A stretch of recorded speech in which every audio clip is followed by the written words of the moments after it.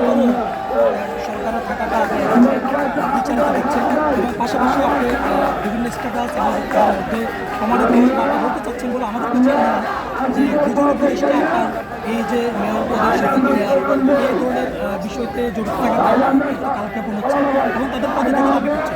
আসলে আপনার কাছে যদি আমি জানতে চাই যে ওনাদের পদত্যাগ এবং আপনার মেয়রের শপথ এবং পাশাপাশি ওনাদের নতুন দল ওনাদের সরকারে থাকা এই সকল বিষয় রিলেটেডের সাথে দুজন উপদেষ্টা কি সম্পর্ক হচ্ছে? প্রথমে আমি বলবো যে আমি প্রথমেই বলেছি এই সরকারের ভেতরে তিনজন ছাত্র উপদেষ্টা ছিল। একজন তিনি পদত্যাগ করে নতুন দলের দায়িত্বভার গ্রহণ করেছেন, তার প্রতি শুভকামনা রইল, তিনি ভালো কাজ করছেন।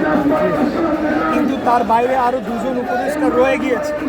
এই বিষয়টা নিয়ে কিন্তু অনেকেই বলেছে, কিন্তু এটা সিরিয়াসলি বলা হচ্ছিল না। কিন্তু আমরা কাজ করতে গিয়ে দেখতে পারলাম যে তারা সেই একই রূপে তাদের দলকে ব্যবহার করে বিভিন্ন ধরনের সুযোগ সুবিধা করে দিচ্ছে, অন্যদের প্রতি বৈষম্য করছে।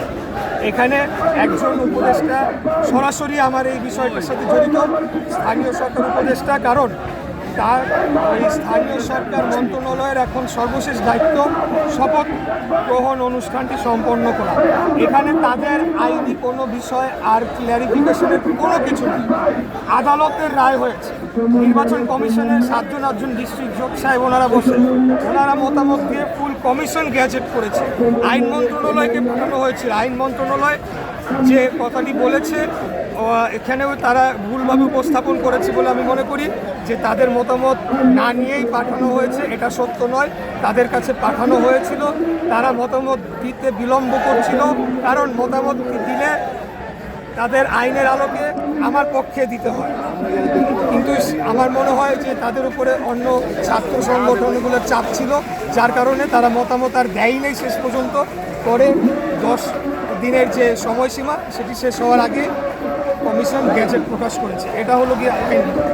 আর আজকে আপনারা দেখলেন যে নির্বাচন কমিশন ঘেরাও, এটার মধ্যে তো আরও প্রমাণ করে দিল যে এটার সাথে পুরোটার সাথেই তারা জড়িত, সরাসরি জড়িত।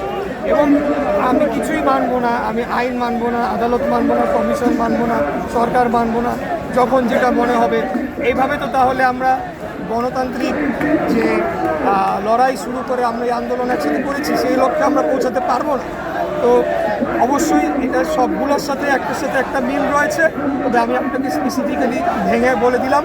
আর রাজনৈতিক উদ্দেশ্যটা বলেই দিই যে এখানে তাদের একটা অ্যানালিসিস এরকম থাকতে পারে যে নগর ভবনে গিয়ে যদি ধানের শীষে একজন প্রার্থী বসে, যে হয়তোবা তার অবস্থানে সে শক্ত অবস্থান নেয় তার নীতি আদর্শের ক্ষেত্রে, তাহলে সেখান থেকে আমরা যদি প্রয়োজন পড়ে জাতীয় নির্বাচনের দাবিতে গণ আন্দোলন গড়ে তুলতে পারি। আর কি আমার ওইখানে এটা হলো তাদের রাজনৈতিক উদ্দেশ্য। আর হলো সেখানে ব্যাপক পরিমাণ দুর্নীতি লুটপাটের খবর আমি পেয়েছি। আমি সরাসরি অভিযুক্ত করব না, কারণ আমার কাছে প্রমাণে কিন্তু এখানে পার্সেন্টেজ ভাগ সহ নানা ধরনের হয়েছে এবং হাট কেন্দ্রিক অনেক ঘটনা আমার কানে এসেছে। এটিও তারা হয়তোবা ছাড়তে চাচ্ছে না, মজা পেয়ে গিয়েছে এটা